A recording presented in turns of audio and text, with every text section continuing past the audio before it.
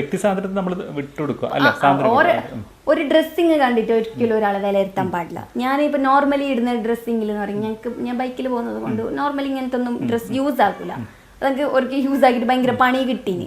അതുകൊണ്ട് ഞാൻ അങ്ങനത്തെ ഒന്നും ഡ്രസ്സ് ഈ ബൈക്കിലെല്ലാം പോകുന്ന സമയത്ത് കോസ്റ്റ്യൂം കൊണ്ടുപോയിട്ട് ആടുന്നാണ് മാറ്റല്.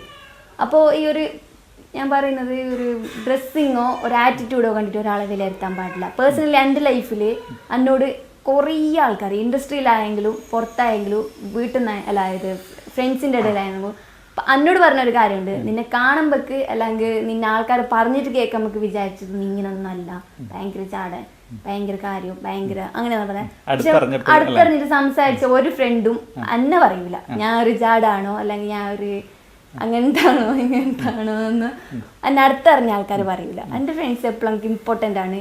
അതുപോലെ ആരും എനിക്ക് ഞാൻ എന്നെ കൊണ്ട് പറ്റുന്നതിൻ്റെ ഞാൻ കോളേജിൽ നിന്ന് പോലും പുറത്തായത് എൻ്റെ ഫ്രണ്ടിന് വേണ്ടിയിട്ട് ഹെൽപ്പ് ആക്കിയിട്ടാണ്. അതാണ് എൻ്റെ ഡിഗ്രി പകുതിയിലായത്. പക്ഷെ എനിക്ക് അവരത് ഓക്കെ ആയതുകൊണ്ട് എനിക്ക് വലിയ പ്രശ്നമില്ല. പക്ഷെ അങ്ങനെയല്ല, നമ്മൾ ചെയ്യുന്നതിന് പറ്റിയിട്ട് ഒന്നെങ്കിൽ അത് അന്വേഷിച്ച് എന്താണ് എന്നുള്ളതെങ്കിലും അറിയാം. അതിൻ്റെ ഒന്നും ആവശ്യമില്ല. ചെറിയൊരു ന്യൂസ് കിട്ടിയാൽ മതി. അത് ആൾക്ക് അങ്ങോട്ടേക്ക് എത്തുമ്പോൾ അത് പിന്നെ എന്തെല്ലോ ആയിട്ടുണ്ടാവും. എന്തിനാ അവരവരെ കാര്യം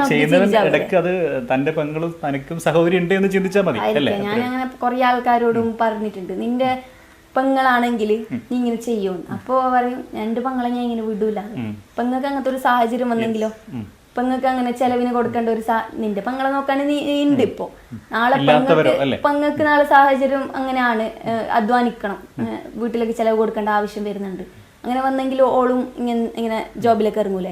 ജോബിലേക്ക് പോകുന്നതിന് വരെ സെയിൽസ് ഗേൾ ആയിട്ട് മാന്യമായിട്ട് അധ്വാനിച്ചിട്ടാണ് ഞാൻ പൈസ ഉണ്ടാക്കുന്നത്. അല്ലാതെ ഒരു മാന്യതക്കേട് ഞാൻ ഇതുവരെ ചെയ്തിട്ടില്ല. നീ ചെയ്യൂല വരിക്കോളൂ ഇൻഷാല്ലാ.